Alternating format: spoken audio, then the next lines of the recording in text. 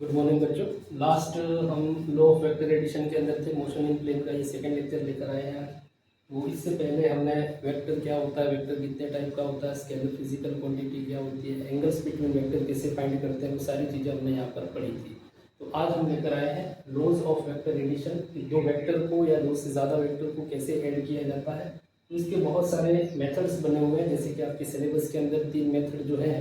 पहला मेथड इसके अंदर हेड टेल मेथड है, जिसको आज हम पढ़ेंगे। ठीक है, इसके बाद वाला जो आपका है वो पैरेललोग्राम और एक है आपके triangle law of vector addition. वो दोनों इंपॉर्टेंट होते हैं। इसका बहुत ही कम यूज़ किया जाता है, रेयरली ये जो मेथड है इसका यूज अपन करते हैं, हेड टेल मेथड। तो इस मेथड की बात करेंगे अपन सबसे पहले। तो हेड टेल मेथड हमारा क्या होता है, तो इसका स्टेटमेंट होता है according to this method join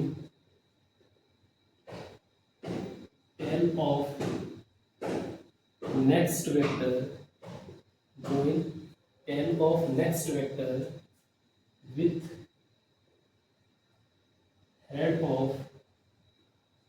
head of previous vector। ठीक है, कैसे चल रहा है आप लोगों को। join tail of next vector with head of previous vector, तो हमारा रिजल्टेंट क्या होगा, therefore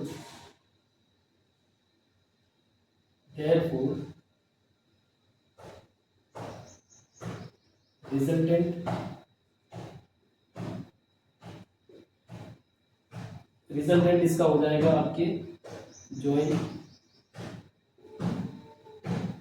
tail of first vector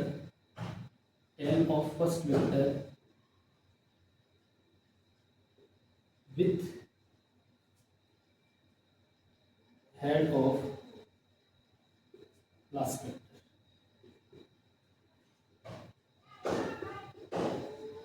ये इसका स्टेटमेंट है। क्या करना है आपको, join tail of next vector with head of previous vector, therefore resultant join tail of first vector with head of last vector. मतलब रिजल्टेंट हमको कब मिलेगा, हम फर्स्ट वेक्टर का टेल जो है वो लास्ट वेक्टर की हेड के साथ में अगर ज्वाइन कर लेते हैं तो वो हमारा रिजल्टेंट होगा। सपोज अपन ये कहते हैं कि एक वेक्टर ए है, एक वेक्टर बी है, अलग अलग ऐसे ले लेते हैं ताकि आपको पता चलेगा। ठीक है, अब क्या करना है, फर्स्ट वेक्टर का join tail of next vector, ठीक है, with head of previous vector.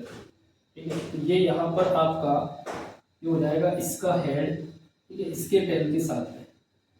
तो रिजल्टेंट कौन सा होगा, ये वाला join tail of first vector. ये फर्स्ट वेक्टर है हमारा ए, ये हमारा सेकेंड वेक्टर है बी। तो रिजल्टेंट क्या हो जाएगा, R equal to A plus B. इन दोनों वेक्टर्स को अगर आपको ऐड करना है, इनको अगर आप इनका सम करना चाहते हो तो इसे एक बार देख लेते हैं। पर एक और एग्जांपल ले लेते हैं इसका। देखिए, जैसे कि आपको कह दिया जाए कि कोई कार है वो मूव कर रहा है, ठीक है, वेस्ट डायरेक्शन में 4 मीटर मूव किया, इतना 4 मीटर जो है वो मूव किया। फिर इसने शार्प टर्न लिया और ये आपके नॉर्थ डायरेक्शन में मूव कर दिया, कितना मीटर, 3 मीटर। अब आपको ये पूछा गया कि रिजल्टेंट इसका डिस्प्लेसमेंट कितना होता है। तो ये तो आपने पीछे भी पढ़ा है, डिस्प्लेसमेंट फाइंड करने के लिए क्या करता है, शॉर्टेस्ट पाथ जो है उसको चूज किया जाता है। तो अब यहाँ पे आपके वेस्ट डायरेक्शन में कार चली 4 मीटर, नॉर्थ डायरेक्शन में चली ये 3 मीटर, तो रिजल्टेंट इसका शॉर्टेस्ट पाथ यही होगा। तो शॉर्टेस्ट पाथ हमारा कौन सा बनेगा, ये वाला, ये हमारा शॉर्टेस्ट पाथ हो जाएगा। अब हमारा जो लॉ कह रहा है उसके अकॉर्डिंग अगर अपन चले तो इसने ये कहा है कि रिजल्टेंट कौन सा होगा, join tail of first vector. First vector तो यही बनेगा, इसका टेल ये है और ये इसका हेड हो जाएगा। सेकेंड वेक्टर का टेल ये है और ये इसका हेड बन जाएगा।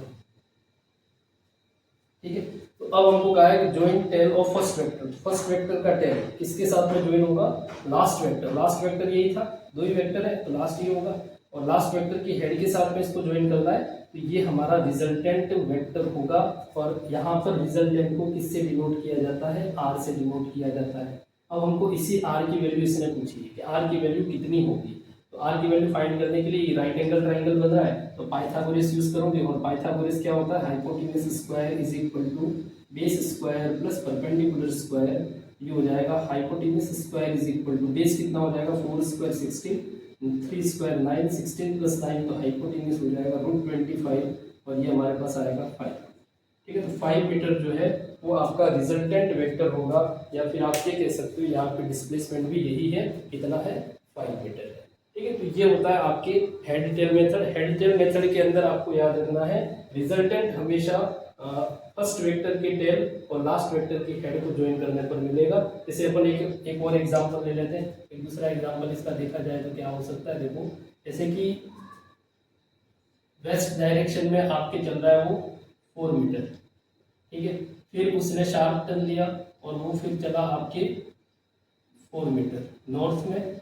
ठीक है, ये चला आपके वेस्ट में, ये चला आपके नॉर्थ में, और फिर इसने वापस शार्प टर्न लिया और वो चला 4 मीटर ईस्ट में। अब इसने ये पूछा रिजल्टेंट कौन सा होगा। रिजल्टेंट कौन सा होता है, रिजल्टेंट का मतलब होता है join tail of first vector. First vector ये था, फर्स्ट वेक्टर की टेल कौन सी, ये इसकी टेल है और ये इसका हेड है। ठीक है, और फिर उसको ज्वाइन करना है किसके साथ में, with head of last vector. Last vector ये है और हेड कौन सा है ये, तो ये हेड हो जाएगा। तो आपको टेल को हेड से ज्वाइन करना है, ये ज्वाइन हो जाएगा। ठीक है, तो ये कितना हो जाएगा आपके 4 मीटर, कितना हो जाएगा 4 मीटर। ठीक है, साउथ डायरेक्शन कह सकते हो आप इसको, नीचे की तरफ आ रहा है, तो ये हो जाएगा आपके 4 मीटर। हेड को टेल के साथ में ज्वाइन करना है, ये याद रखना है। हेड टेल मेथड का रिजल्टेंट ऑलवेज क्या होगा, फर्स्ट वेक्टर की टेल को लास्ट वेक्टर की हेड के साथ में क्या करना है, ज्वाइन करना है। ठीक है, तो ये हमारा फाइनल आंसर इसका क्या हो जाएगा 4 मीटर, और इसके लिए हमारा फाइनल आंसर हो गया 5 मीटर। तो इस टाइप के वेक्टर्स जो है उनको अगर आप ऐड करना चाहते हो तो कुल मिला के हेड टेल मेथड जो है उसको आप ये ऐसे समझ सकते हो कि ये हमारे डिस्प्लेसमेंट को शो करता है। ठीक है, इन दोनों एग्जांपल्स के अंदर डिस्प्लेसमेंट की बात करें, डिस्प्लेसमेंट भी यही कहता है शॉर्टेस्ट पाथ आप ढूंढो। ठीक है, डायग्राम बनाओ और डायग्राम में शॉर्टेस्ट पाथ, सबसे छोटा रास्ता जो होगा वो हमारा डिस्प्लेसमेंट बन जाएगा। ठीक है, तो ये है हमारा हेड टेल मेथड। क्लियर। और दूसरी चीज ये याद रखनी है, वेक्टर का जब भी सम होगा, जब आप वेक्टर को ऐड करोगे तो ऐड करते टाइम आपको रिजल्टेंट को आर से डिनोट किया जाएगा। अब ये इन्होंने बना रखा अपने हिसाब से। ठीक है, तो रिजल्टेंट हमेशा आर से डिनोट होगा। रिजल्टेंट का मतलब वैल्यू होता है, ठीक है, नेट वैल्यू कह दो, रिजल्टेंट का मतलब यही होता है। रिजल्टेंट कोई अलग नाम नहीं आया है। ठीक है, रिजल्टेंट का मतलब आपको वैल्यू ही पूछी गई है, वहाँ पर मैग्नीट्यूड कितना है वो आपको यहाँ पर पूछा गया है। ठीक है, तो चलिए ये हो गया हमारा हेड टेल मेथड। अब अपन चलते हैं सेकेंड मेथड ले लेते हैं। सेकेंड मेथड हमारा है पैरेललोग्राम मेथड, जो कि बहुत ही इम्पोर्टेंट है, क्योंकि सबसे ज़्यादा इसी का यूज़ किया जाता है, triangle law of vector addition का, और एक आपके यूज़ किया जाता है parallelogram law of vector addition.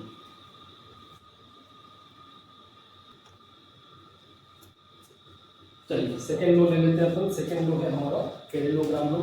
First law हो चुका है हेड एंड टेल मेथड हो गया। सेकेंड मेथड कौन सा, वेक्टर को ऐड करने का, parallelogram.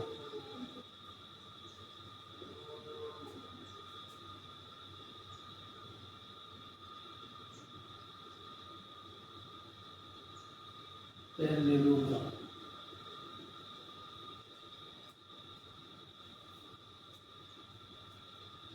Law of vector addition,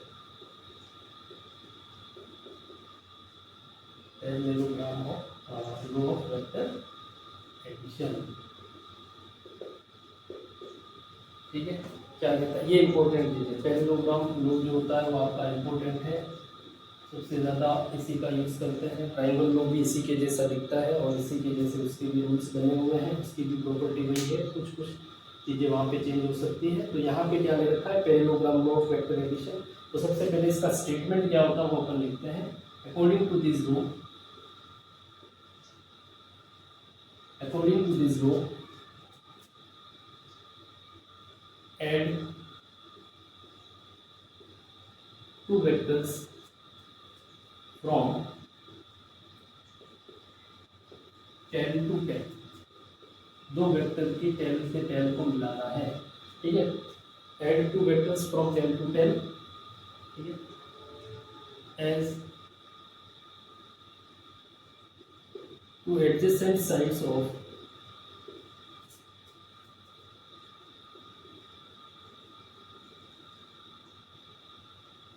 parallelogram. तो adjacent sides of parallelogram, therefore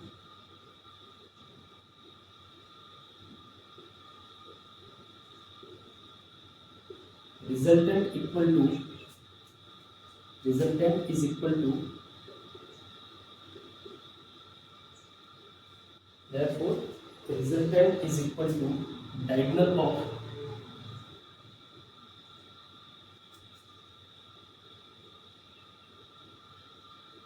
parallelogram, diagonal of parallelogram from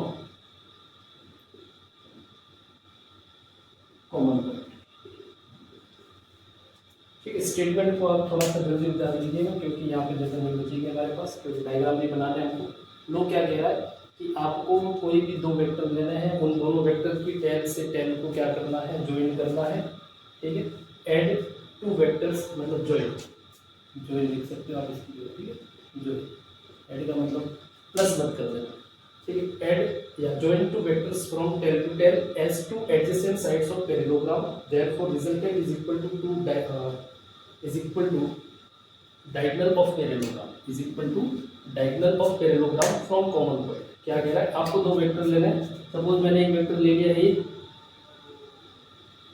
ठीक है, और एक दूसरा वेक्टर ले लिया आपने बी।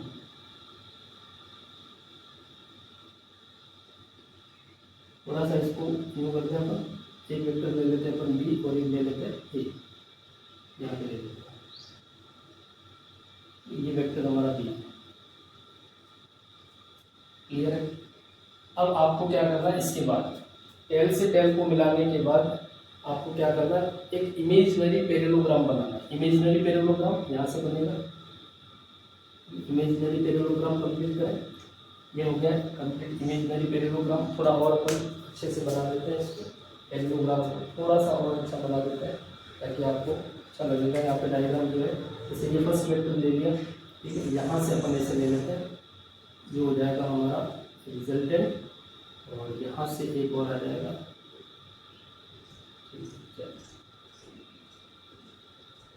Okay, complete. ये चीज़ दिख रही है आपको, नहीं दिख रही है तो ठीक है, इस लाइन को अपन कंप्लीट कर लेते हैं। ये हमारा वेक्टर बी है, ये वेक्टर बी है, ये कॉमन। ठीक है, ये हो गया हमारा वेक्टर ए, एक हो गया वेक्टर बी। इन दोनों की टेल से टेल को ज्वाइन करना है। ज्वाइन करने के बाद आप क्या करोगे, एक इमेजिनरी पैरेललोग्राम बनाओगे। इमेजिनरी पैरेललोग्राम हमने बना लिया है। अब ये यूँ कह रहा है कि आपका जो रिजल्टेंट होगा, ठीक है, रिजल्टेंट होगा वो आपके उस पैरेललोग्राम का डायगोनल बनेगा। तो रिजल्टेंट हमारा ये होगा, ये हमारा रिजल्टेंट बनेगा, जिसको अपन आर से डिनोट करेंगे। क्लियर। अब आपको ये भी पता है कि पैरेललोग्राम के अंदर एडजेसेंट साइड जो होती है वो इक्वल होती है। अगर ये बी है तो ये भी हमारा बी हो जाएगा, और ये ए है तो ये भी हमारा क्या हो जाएगा, ए हो जाएगा।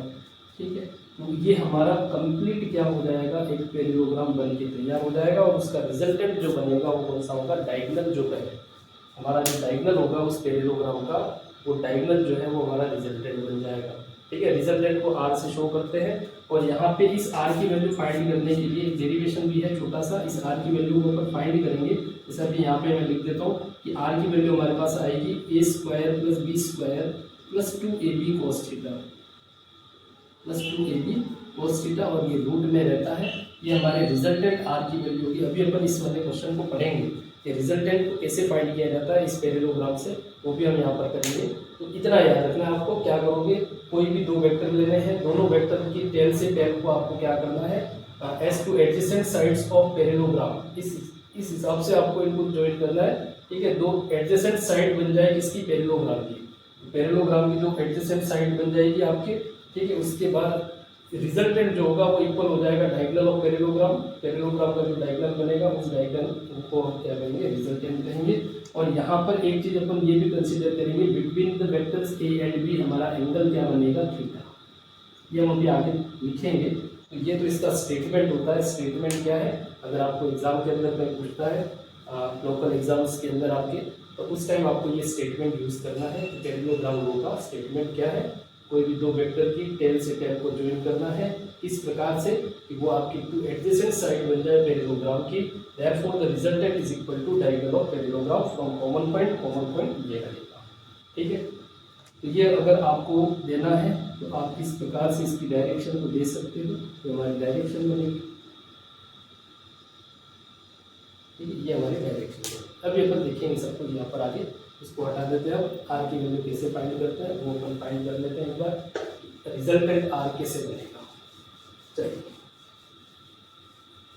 ठीक है।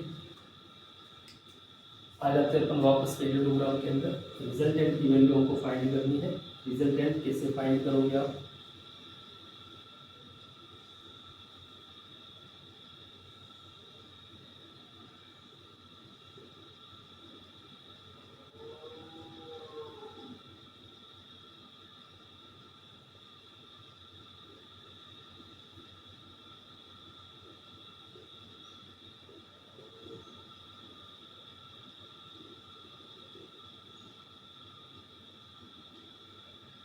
ठीक है। Angle between A and B अपन कंसीडर कर लेते हैं थीटा।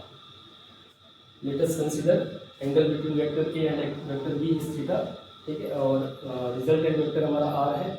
इसके बाद अब हमको ये पूछा गया है कि इस आर की वैल्यू क्या होगी। तो आर की वैल्यू फाइंड करने के लिए हम क्या करेंगे, यहाँ पर एक ट्राइंगल बनाएंगे, राइट एंगल ट्राइंगल। ठीक है, और राइट एंगल ट्राइंगल बनाने के लिए अपन क्या करें, इस वाले वेक्टर को पैरेलल शिफ्ट कर दें। पैरेलल शिफ्टिंग मैंने आपको पहले भी सिखाई है। तो इसको पैरेलल शिफ्ट करोगे तो कुछ ऐसे आएगा आगे की तरफ, ऐसे चलेगा। ठीक है, अगर ये एंगल थीटा है तो ये वाला एंगल भी हमारा क्या हो जाएगा, थीटा हो जाएगा, कोरस्पॉन्डिंग एंगल। ठीक है, अगर ये थीटा है तो ये भी थीटा बनेगा, कोरस्पॉन्डिंग एंगल है। और यहाँ से अगर हम एक नॉर्मल ले लें तो ये हमारा राइट एंगल ट्राइंगल जो है वो बन के तैयार हो जाएगा। ये हो जाएगा हमारा 90 डिग्री। ठीक है, लेवलिंग करते हैं अपन O P Q R S. ठीक है, O P Q R S ये हमारा लेवलिंग हो चुका है। अब यहाँ पे अगर अपन देखें, इसके अंदर एक आपके राइट एंगल ट्राइंगल बन रहा है, कौन सा, ओ एस क्यू। ठीक है, तो अपन लिखेंगे from right angle triangle, from right angle triangle क्या है, ओ एस क्यू। इस ट्राइंगल के अंदर आप पाइथागोरस यूज करो। पाइथागोरस क्या होता है, hypotenuse square is equal to base square plus perpendicular square. चलिए, हाइपोटेन्यूज कौन सा होगा हमारा, हाइपोटेन्यूज हो जाएगा ओ क्यू। इसको लिखेंगे O Q square equal to base हो जाएगा, ओ से एस हमारा पूरा बेस है तो O S square plus P. Perpendicular कौन सा होगा, क्यू एस या एस क्यू, जो भी लिखना है एस क्यू स्क्वायर। ठीक है, अब जिसकी वैल्यू आपके पास है वो पुट कर दो, ओ क्यू। ओ क्यू हमारा रिजल्टेंट है, मतलब उसकी जगह हो जाएगा आर स्क्वायर। ओ एस को बच्चों यहाँ पे क्या लिख सकते हैं, ओ एस वाली साइड को अपन लिख सकते हैं O R plus R S, O R plus R S whole square plus S Q. नहीं है इसकी भी वैल्यू, हम निकालेंगे अभी एस क्यू स्क्वायर। ठीक है, ये हो गया हमारा इक्वेशन नंबर 1। हम रिजल्टेंट की वैल्यू फाइंड कर रहे हैं। दोनों वेक्टर को सॉल्व करने के बाद इनका रिजल्टेंट जो बनता है आर, इस आर की वैल्यू क्या होगी ये याद रखना है। ठीक है, स्टेटमेंट इसका क्या बोल के गया आपको, इसका स्टेटमेंट पीछे हमने अभी लिखा था कि आपको कोई भी दो वेक्टर की टेल से टेल को क्या करना है, ऐड करना है। तो जो रिजल्टेंट बनेगा हमारा, वो रिजल्टेंट उस पैरेललोग्राम की क्या होगी, डायगोनल जो बनेगी, उस डायगोनल को हम रिजल्टेंट से रिप्रेजेंट करेंगे। इमेजिनरी पैरेललोग्राम आपको कंप्लीट करना पड़ेगा। ठीक है, जैसे कि मैंने यहाँ पे दो वेक्टर को लेने के बाद एक इमेजिनरी पैरेललोग्राम जो है उसको कंप्लीट किया है। अब यहाँ पर हमको आर की वैल्यू फाइंड करनी है, हमने पाइथागोरस लगा दी है। लेकिन अब हमारे पास एस क्यू की वैल्यू नहीं है, इस वाली साइड की वैल्यू नहीं है, उसके बाद हमारे पास आर एस का वैल्यू भी नहीं है। तो आर एस और एस क्यू को फाइंड करने के लिए हम एक छोटा सा राइट एंगल यहाँ पे बन रहा है, ये वाला एक छोटा सा राइट एंगल बन रहा है, तो मैं यहाँ पे सोल्व करूंगा। अपन लिखेंगे from right angle triangle, right angle triangle R S Q. यहाँ से आप साइन थीटा की वैल्यू निकाल देंगे। Sine theta is equal to क्या होता है, sine theta is equal to होता है अपना परपेंडिकुलर ओपन हाइपोटेन्यूज। परपेंडिकुलर कौन सा होगा इस ट्राइंगल में, एस क्यू, और हाइपोटेन्यूज कौन सा होगा, क्यू आर या आर क्यू, जो भी लिखना है S Q divided by R Q. ठीक है, वैल्यू हमारे पास एस क्यू की नहीं है, और आर क्यू, क्यू आर जो है या आर क्यू जो है वो हमारे पास कितना है, बी है। तो यहाँ से आपको एस क्यू की वैल्यू मिल जाएगी, S Q is equal to B sine theta. S Q की वैल्यू क्या मिल जाएगी, बी साइन थीटा। ये एस क्यू की वैल्यू एस क्यू की जगह पुट हो जाएगी। अब बची R S, same similar triangle आपको लेना है, यही वाला ट्राइंगल, और यहाँ से कॉस की वैल्यू फाइंड करोगे आप। तो यहाँ से कॉस थीटा की वैल्यू अगर निकालें तो कॉस थीटा इक्वल टू क्या बनेगा, cos theta equal to, cos theta का फॉर्मूला होता है cos theta is equal to क्या होता है, बेस ओपन हाइपोटेन्यूज। तो बेस हमारा क्या हो जाएगा, cos theta is equal to, base हमारे पास इस ट्राइंगल में आर एस है, डिवाइडेड बाय हाइपोटेन्यूज हमारे पास वही आर क्यू। तो आर एस की वैल्यू हमारे पास आ जाएगी, आर क्यू की वैल्यू हो जाएगी बी कॉस थीटा। तो बी कॉस थीटा जो है वो हमारी वैल्यू हो जाएगी किसकी, यहाँ पर बी कॉस थीटा वैल्यू हो जाएगी हमारी किसकी, आर एस की वैल्यू हो जाएगी बी कॉस थीटा। अब हमारे पास दोनों वैल्यू आ चुकी है, एक तो हमारे पास आ गई एस क्यू की value B sine theta, R S की वैल्यू होगी बी कॉस थीटा। अब ये दोनों वैल्यू जो है वो आपको यहाँ पुट करनी है, इस वाली इक्वेशन के अंदर आपको पुट करनी है, जिसको अपन ने इक्वेशन 1 बना रखा है। तो ये हमारे पास बनेगा R square is equal to O R, O से आर हमारा वेक्टर ए था, मतलब इसको लिया ए, प्लस आर एस हो जाएगा B cos theta whole square, plus S Q हमारे पास कितना है, बी साइन थीटा। तो स्क्वायर कर दे, इसका स्क्वायर करोगे तो B square sine square theta बनेगा, B square sine square theta बनेगा। ठीक है, इस वाले को थोड़ा सा अपन यहाँ पे हटा देते हैं, कॉस थीटा की वैल्यू जो है वो हमारे पास कितनी आएगी, बेस ओपन हाइपोटेन्यूज, इसको अपन यहाँ से हटा देते हैं और इस वाली वैल्यू को अपन यहाँ अभी लिख देते हैं। अगर आपको नहीं पता चले तो cos थीटा इक्वल टू हो जाएगा बेस ओपन हाइपोटेन्यूज, और यहाँ से हमारे पास किसकी वैल्यू आई थी, आर एस की वैल्यू आई थी, R S is equal to B sine theta, B cos theta, B cos theta. ठीक है, ये दोनों वैल्यू हमने यहाँ पे यूज कर ली इक्वेशन नंबर 1 में, फर्स्ट इक्वेशन में यूज कर दी, दोनों इक्वेशन में यूज कर ली गई है। अब ये क्या बनेगा, आर स्क्वायर इक्वल टू, इसको a plus B whole square से आप खोल दो, A square plus 2ab plus B square plus जो आपके पीछे लिखा हुआ B square sine square theta. ये पीछे वाली दोनों टर्म से आपको एक कॉमन मिलेगा बी स्क्वायर, तो ये बनेगा A square plus 2ab cos theta plus B square common निकल जाएगा, बचेगा cos square theta plus sine square theta, cos square theta plus sine square theta. और इसकी वैल्यू बच्चों कितनी होती है, 1 होती है, तो इसकी जगह 1 हो गया, तो हमारे पास आर स्क्वायर का वैल्यू निकल कर आएगा, R square is equal to A square, B square को मैं आगे कर देता हूँ, plus B square plus 2ab cos theta. ठीक है, ये हमारे रिजल्टेंट आर की वैल्यू होगी, और इसी को आप लिख सकते हो R is equal to root of A square plus B square plus 2ab cos theta. ठीक है, ये हमारा रिजल्टेंट आर होगा। दोनों वेक्टर्स को ऐड करने के बाद, वेक्टर ए और बी को ऐड करने के बाद जो रिजल्टेंट बनेगा, उस रिजल्टेंट की वैल्यू कितनी आएगी, R is equal to root of A square plus B square plus 2ab cos theta. ठीक है, यहाँ पर ये पैरेललोग्राम लॉ के अंदर जो रिजल्टेंट फाइंड किया जाता है, उस रिजल्टेंट की वैल्यू की बात की जा रही है। ठीक है, तो ये फॉर्मूला आपको यहाँ पर ध्यान रखना होगा, कैसे आपने आर की वैल्यू फाइंड की है। ठीक है, चलिए फटाफट इस चीज को नोट कर लीजिएगा। चलिए, अब हम डायग्राम को अभी नहीं हटा रहे हैं, डायग्राम को अभी रहने देंगे अपन। यहाँ से एक और चीज आपकी फाइंड होगी। ठीक है, एक और चीज यहाँ से फाइंड करेंगे अपन, और जिसको अपन कहेंगे डायरेक्शन। ठीक है, डायरेक्शन क्या होता है। ठीक है, अब बच्चों अगर मैं ये कह दूँ डायरेक्शन फाइंड करनी है, अगर अपने को डायरेक्शन फाइंड करनी है, ठीक है, तो यहाँ पे डायरेक्शन फाइंड करने के लिए क्या करोगे आप, अब आपके पास दो वेक्टर है, एक वेक्टर ए है और दूसरा वेक्टर बी है। ठीक है, तो वेक्टर ए और वेक्टर बी से आपको ये एंगल हमने ले लिया था, दोनों वेक्टर्स के बिटवीन क्या है, थीटा है। लेकिन अब हमको डायरेक्शन की बात करनी है कि ये वेक्टर ए जो है, वेक्टर ए जो है वो रिजल्टेंट के साथ में कितने एंगल पर ये डायरेक्ट हो रहा है, और वेक्टर बी जो है वो रिजल्टेंट के साथ में कितने डिग्री एंगल के साथ में डायरेक्टेड है। तो एंगल फाइंड करेंगे तभी हमको डायरेक्शन का पता लगेगा कि डायरेक्शन भाई इतने डिग्री एंगल पे ये इतना ऊपर है। ठीक है, तो यहाँ पे आप पहले वेक्टर ए की बात कर रहे अपन, जैसे कि ये वेक्टर ए जो है वो रिजल्टेंट के साथ में, सपोज अपन यहाँ पे कंसीडर करें कि vector A with the resultant कितना एंगल बना रहा है आपके अल्फा एंगल, ठीक है। वेक्टर ए और रिजल्टेंट के बिटवीन जो एंगल है वो हमने लिया है अल्फा। कहने का मतलब ये है कि वेक्टर ए, ठीक है, विद द रिजल्टेंट कितने डिग्री एंगल पे प्लेस किया गया है, अल्फा डिग्री एंगल पे प्लेस किया गया है। तो अब इस अल्फा की वैल्यू फाइंड करने के लिए क्या करोगे, तो आपको राइट एंगल ट्राइंगल लेना है। In right angle triangle, in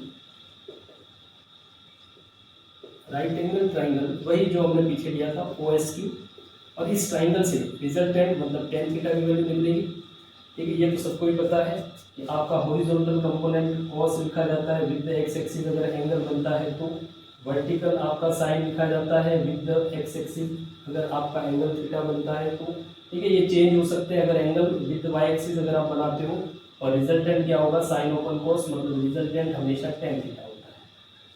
clear. ये कब, जब आपका with the X axis angle theta है तब। लेकिन अगर आप वही angle with the Y axis बना रहे हो तो ये cos हो जाएगा और ये साइन हो जाएगा, ठीक है। तो कोई दिक्कत नहीं, यहाँ पे रिजल्टेंट हमारा tan थीटा होगा, और tan theta is equal to क्या होता है, परपेंडिकुलर ओपन बेस। अब यहाँ पे परपेंडिकुलर कितना है, इस वाले ट्राइंगल के अंदर परपेंडिकुलर कितना है OSQ में, तो परपेंडिकुलर हो जाएगा SQ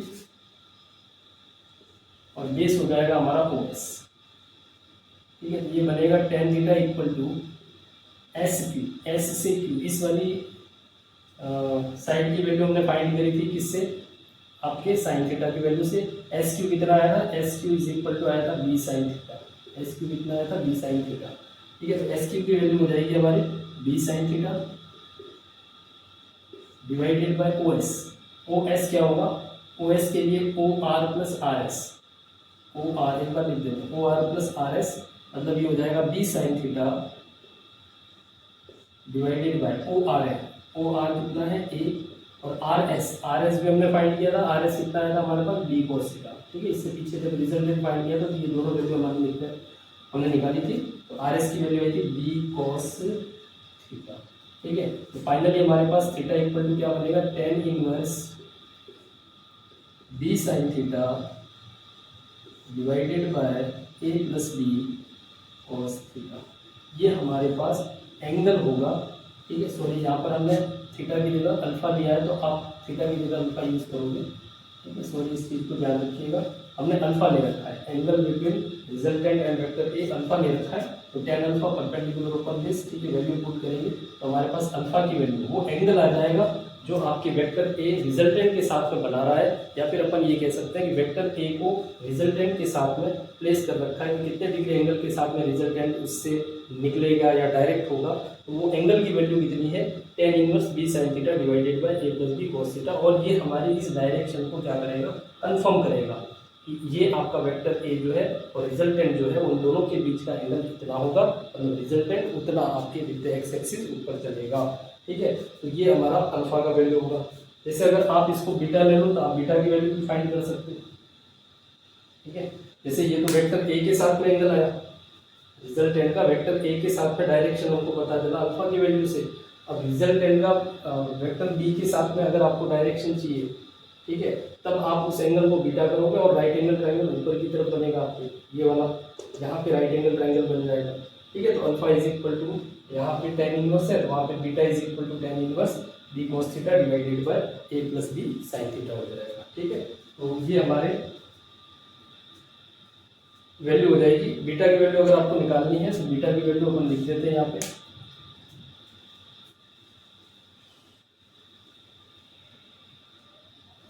अगर बीटा अगर आपको निकालना है तो बीटा की वैल्यू आएगी A sin theta divided by A plus B cos theta, ठीक है। A sin theta divided by B plus A cos theta, B plus A cos theta, ये हमारी वैल्यू होगी बीटा की वैल्यू, ठीक है। ये आपकी इस राइट एंगल ट्रायंगल से कंप्लीट होगा। अगर आप यहाँ से इस वाले को अगर आप राइट एंगल ट्रायंगल में कन्वर्ट करते हो इस ट्रायंगल को, तो फिर आपको यहाँ पर बीटा की वैल्यू मिलेगी, beta is equal to A sin theta divided by B plus A cos theta. तो ये हमारे पास वैल्यू निकल कर आई है अल्फा की वैल्यू निकल के आई, बीटा की वैल्यू निकल कर आई, और एक हमारे पास किसकी वैल्यू निकल कर आ रही है, रिजल्टेंट वेक्टर की जो वैल्यू है वो हमारे पास निकल कर आई है। ठीक है, एक तो आई आर की वैल्यू, आर कितना आया, root of A square plus B square plus 2ab cos theta. ठीक है, एक हमारे पास अल्फा की वैल्यू निकल कर आई B sine theta divided by A plus B cos theta.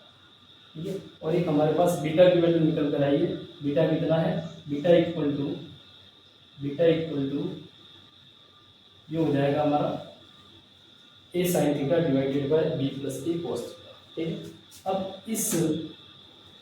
अब इस आपके पैरेललोग्राम मेथड पर कैसे क्वेश्चंस आपको पूछे जाते हैं, कैसे न्यूमेरिकल्स आपके आ सकते हैं एग्जाम के अंदर, ठीक है, उनकी अपन बात करेंगे। तो पैरेललोग्राम लॉ क्या कहता है, आपको टेल से टेल को ज्वाइन करना है, रिजल्टेंट हमारे पैरेललोग्राम का जो डायगोनल होगा वो आपको देगा। ठीक है, तो रिजल्टेंट हमारा हमेशा डायगोनल होगा, और उस रिजल्टेंट की वैल्यू कितनी आएगी, root of A square plus B square plus 2ab cos theta. अगर आपको पूछा जाए कि वो रिजल्टेंट वेक्टर ए के साथ में कितने डिग्री एंगल पे प्लेस है या कितने डिग्री एंगल पे डायरेक्टेड है, तो alpha is equal to B sine theta upon A plus B cos theta, और यही रिजल्टेंट वेक्टर बी के साथ में कितने डिग्री एंगल से डायरेक्टेड होगा, तो उसकी डायरेक्शन मिलेगी beta is equal to A sine theta divided by B plus A cos theta. ठीक है, अब इसमें अपन एक छोटा सा क्वेश्चन लेते हैं कि अगर आपको पूछा जाए, क्वेश्चन है add two vectors, add two vectors 3 units and 4 units, 3 units and 4 units। ठीक है, इन दोनों को ऐड करना है, और इन दोनों के बिटवीन जो एंगल बनता है, ठीक है, वो हमको दे रखा है, ये दोनों प्लेस किए गए हैं एट 45 डिग्री। ठीक है, ये हमारा क्वेश्चन है। कोई भी दो वेक्टर है जिसकी वैल्यू 3 यूनिट और 4 यूनिट दे रखी है, और इन दोनों को ऐड करना है 45 डिग्री एंगल पे। तो अब क्या करना है आपको कि एक वेक्टर ए दे रखा है, वेक्टर ए आपको दे रखा है 3 यूनिट, और वेक्टर बी जो दे रखा है वो आपको 4 दे रखा है, और बिटवीन द वेक्टर्स थीटा आपको दे रखा है 45 डिग्री। ये इसने लिखा है, इन दोनों को प्लेस कर रखा है। ठीक है, मतलब एंगल जो है वो 45 डिग्री हमको यहाँ पर दिया है। ऐड करना है, मतलब रिजल्टेंट फाइंड करना है। रिजल्टेंट का फॉर्मूला क्या होता है, R is equal to root of A square plus B square plus 2ab cos theta. Value put कीजिए आप, तो R equal to root of A की वैल्यू कितनी है 3 स्क्वायर क्या हो जाएगा 9 प्लस बी स्क्वायर, बी की वैल्यू कितनी है 4 16 प्लस 2ab, तो 2a कितना हो जाएगा 3। ठीक है, और b हो जाएगा हमारे पास 4, और cos 45 कितना होता है 1/√2, 1/√2 हमारे cos 45 की वैल्यू हो जाएगी। तो r इक्वल टू कितना बनेगा, ये हो जाएगा 9 और 16 25 प्लस ये हो जाएगा आपके 12 इंटू 2 24/√2। ठीक है, अब ये आगे पॉसिबल नहीं है, आप √2 की वैल्यू पुट करोगे 1.414, फिर उसका रूट वैल्यू आपको निकालना पड़ेगा। तो इसको और आगे कैलकुलेट करना चाहो तो ऐसे चल सकता है 25 प्लस 24 डिवाइडेड बाय 1.414। ठीक है, फिर एलसीएम ले लो, एलसीएम लेने के बाद जो वैल्यू बनेगी वो हमारे आर की वैल्यू होगी, ये हो जाएगा हमारा आर। ठीक है, ये हो जाएगा हमारा आर हो जाएगा। अब इसी क्वेश्चन को आगे, जैसे कि आपके प्रैक्टिस के लिए एक क्वेश्चन और कर लेते हैं अपन। जैसे कि आपको एक क्वेश्चन दे दिया कि add two vectors 3 unit and 4 units at 90 degree angle. ठीक है, 90 डिग्री एंगल पे अगर इनको ऐड करना है, थीटा की वैल्यू कितनी हो जाएगी 90 डिग्री हो जाएगी, और आर की वैल्यू फाइंड करने के लिए क्या आएगा, R equal to root of A square मतलब 3 स्क्वायर 9, फिर बी स्क्वायर 4 स्क्वायर 16 प्लस 2, फिर ए कितना हो गया 3, फिर बी कितना हो गया 4, और cos 90। cos 90 क्या होता है बच्चों, cos 90 की वैल्यू होती है आपके 0, तो cos 90 हो जाएगा 0, मतलब ये पूरी टर्म हमारी क्या होगी 0 होगी। तो हमारे पास क्या बचा, R is equal to root of 9 plus 16, ये आएगा √25, और रिजल्टेंट बनेगा हमारा 5। ठीक है, तो 5 यूनिट्स जो है वो हमारा क्या बनेगा, रिजल्टेंट बनेगा। और उस आर की वैल्यू मतलब इन दोनों वेक्टर को ऐड करने के बाद एट 90 डिग्री एंगल पे हमारा रिजल्टेंट कितना होता है 5 होता है। अगर यहीं पर आपको डायरेक्शन पूछी जाए कि with the vector A resultant का डायरेक्शन अगर पूछा जाए, with the vector A resultant का डायरेक्शन पूछा जाए, तो आप अल्फा फाइंड करोगे और उस अल्फा की वैल्यू फाइंड करने के लिए आप क्या करोगे, अल्फा इक्वल टू, यहीं पे अपन देख लेते हैं रिजल्टेंट ए के साथ में कितनी डिग्री एंगल पे है, तो A equal to B sine theta, ठीक है, divided by A plus B cos theta, A plus B cos theta. तो साइन 90 क्या होता है 1, ये ध्यान रखना, थीटा की वैल्यू कितनी है 90 है, तो बी साइन 90 डिवाइडेड बाय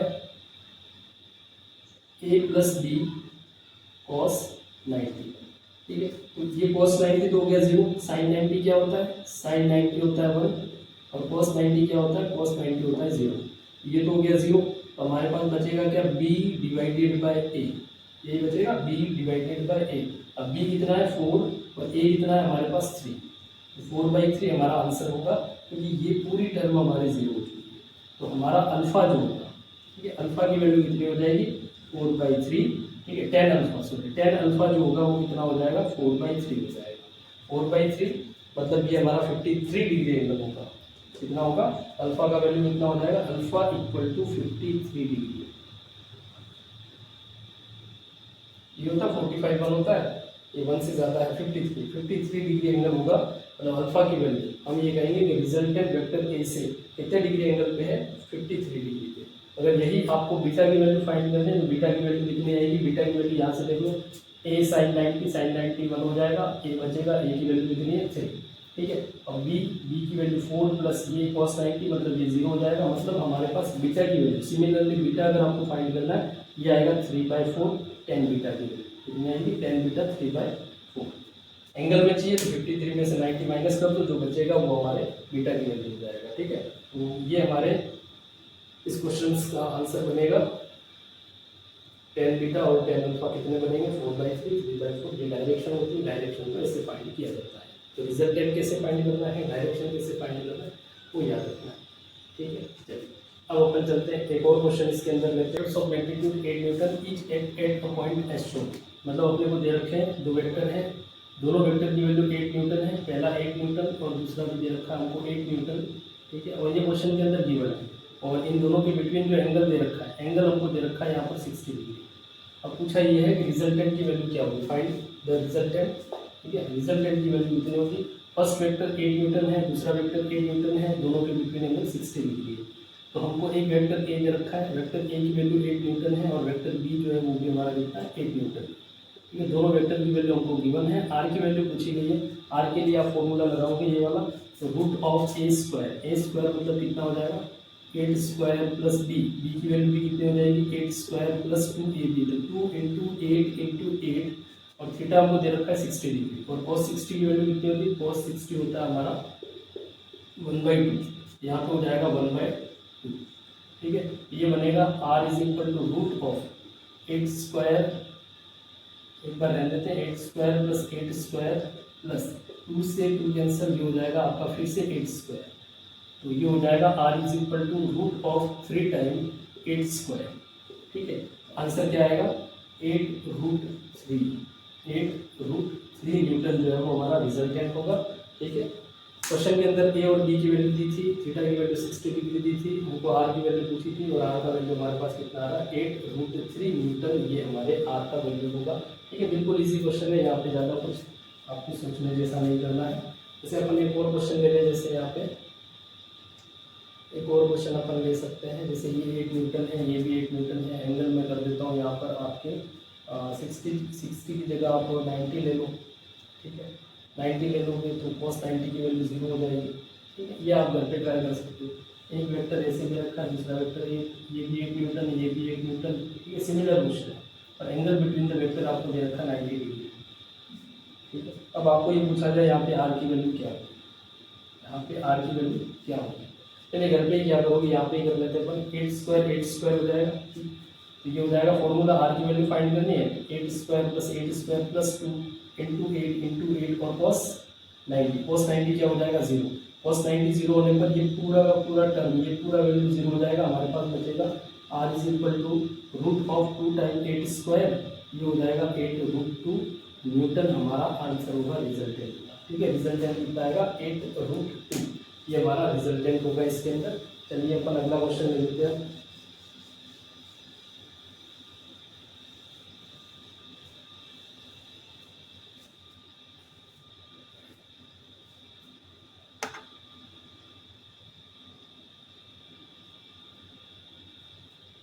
चलिए अगला क्वेश्चन ले रखा है, two vectors of equal magnitude are added to give resultant which is of same magnitude. ठीक है, मतलब इसमें ये कहा है कि आपके पास दो वेक्टर हैं, दोनों वेक्टर जो है वो इक्वल मैग्नीट्यूड के हैं, तो अपन ले लेते हैं x, दोनों का मैग्नीट्यूड क्या है x है।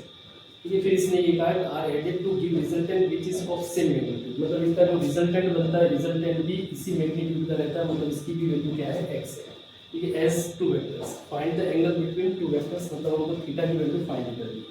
ठीक है, सिंपल सा क्वेश्चन है। इसने ये कहा कि दो वेक्टर हैं, दोनों वेक्टर जो है वो इक्वल मैग्नीट्यूड के हैं, फिर इसने ये कहा कि इन दोनों को ऐड करने के बाद जो रिजल्टेंट आता है वो रिजल्टेंट भी उसी मैग्नीट्यूड का रहता है, तो थीटा की वैल्यू कितनी होगी। तो पहले अपन आर का फॉर्मूला यूज करें, थीटा वहीं से मिलेगा, तो R is equal to root of A square plus B square plus 2ab cos theta. ठीक है, इस फॉर्मूले को अगर आप स्क्वायर में यूज करो तो यहाँ से रूट हट जाएगा और यहाँ पे स्क्वायर लग जाएगा। ठीक है, इसको अपन लिख सकते हैं R square is equal to A square plus B square plus 2ab cos theta.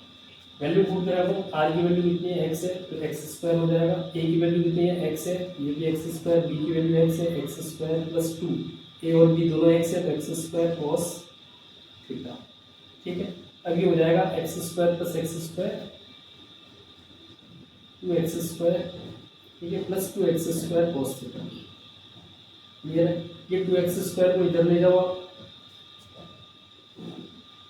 ये हो जाएगा x square minus 2x square equal to 2x square cos theta. यहाँ से बचा minus x square equal to 2x square cos theta. x square से x square cancel हो जाएगा, ये -1 is equal to 2 cos theta हो जाएगा, और कॉस थीटा की वैल्यू कितनी आएगी -1/2। कॉस थीटा की वैल्यू कितनी आएगी -1/2, मतलब हमारा एंगल कितना होगा 120 डिग्री। ठीक है, कॉस 120 की वैल्यू जो होती है वो -1 रहती है, सॉरी -1/2 रहती है, तो हमारा थीटा की वैल्यू हो जाएगी 120 डिग्री। लेकिन इसके अंदर ये ध्यान रखना आपको, provided x is not equal to 0, ये ध्यान रखना x is not equal to 0, x की वैल्यू 0 के इक्वल नहीं हो सकती है। ठीक है, तो थीटा इज इक्वल टू क्या हो जाएगा 120 डिग्री, ये ध्यान रखना, नहीं तो फिर x की वैल्यू 0 हो जाएगी तो हमारा रिजल्टेंट या एंगल कुछ बचेगा नहीं, तो ये ध्यान रखना। यहाँ पर x is not equal to 0 ये आपको प्रोवाइड कर रखा है उन्होंने, मतलब गिवन है, और थीटा की वैल्यू हमारे पास कितनी निकल जाएगी 120 डिग्री, ये हमारा आंसर होगा। क्वेश्चन में यही चीज़ हमको दे रखी थी कि हमारा थीटा जो है वो हमको फाइंड करना है। चलिए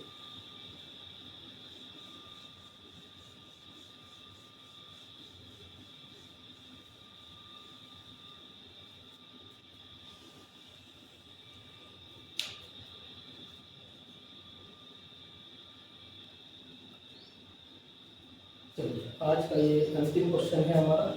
क्वेश्चन क्या दे रखा है, two vectors p and q has a sum of 18।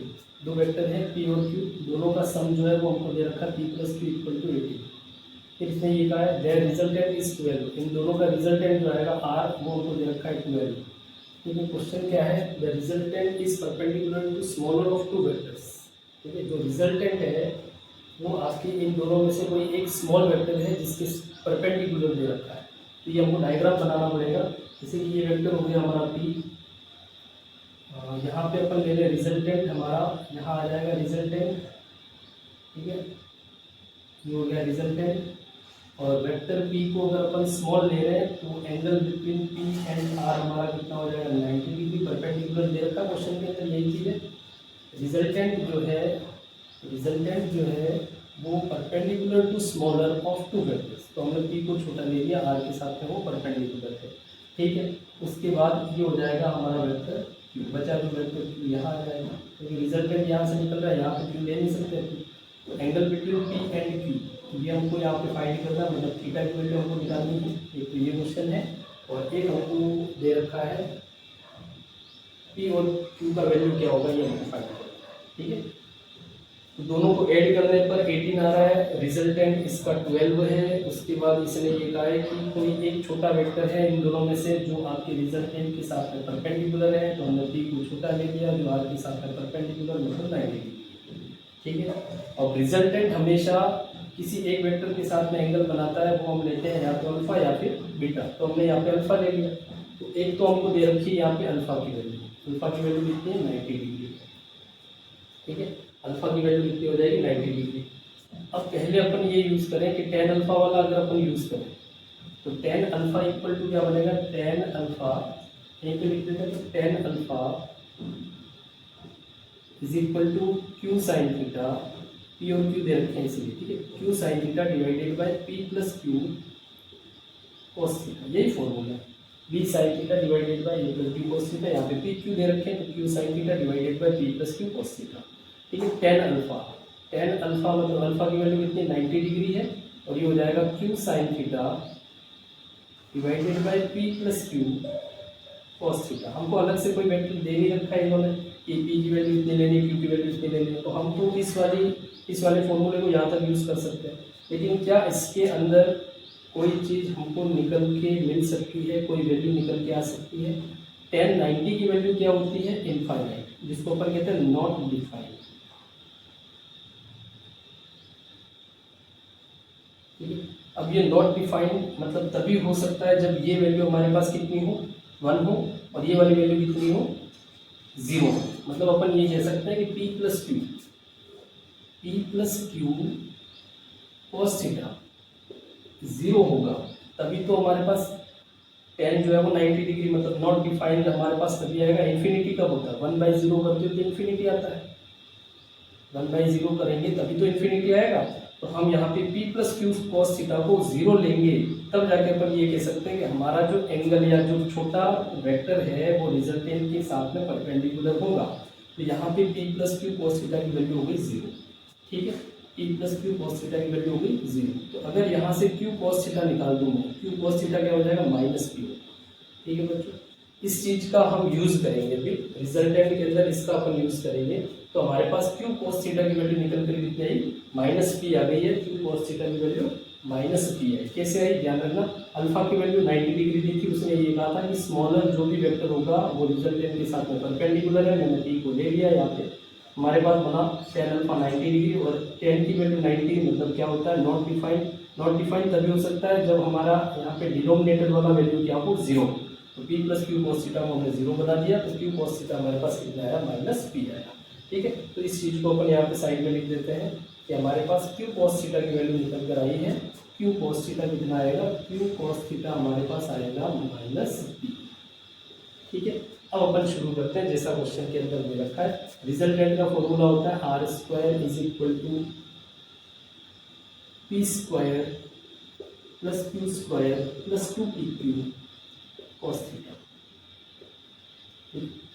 ये बनेगा r की वैल्यू कितनी 12, तो 12² फिर p² प्लस q² और ये हो जाएगा 2pq प्लस 2pq,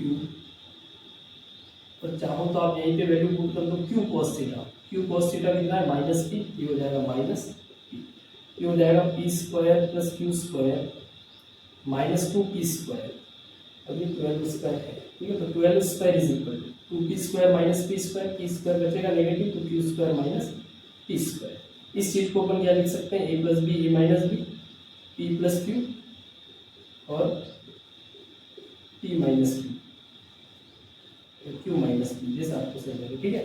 तो 12² is equal to Q plus P, Q minus P. अब यहाँ से p प्लस क्यू कितना दे रखा है 18, तो 12² इज इक्वल टू 18 और ये हो जाएगा q माइनस पी। 18 को डिवाइड करते हैं 144 से, भाई 12 का स्क्वायर क्या होता है 40 और 144, ये हो जाएगा q minus P. q minus P की वैल्यू कितनी आएगी, 18 की टेबल में 144 कितनी बार में आता है 8 टाइम, ये हो जाएगा q माइनस पी। तो हमारे पास एक वैल्यू आई q माइनस पी, ठीक है। q माइनस पी कितना आया 8 आया, p प्लस क्यू हमको दे रखा है 18।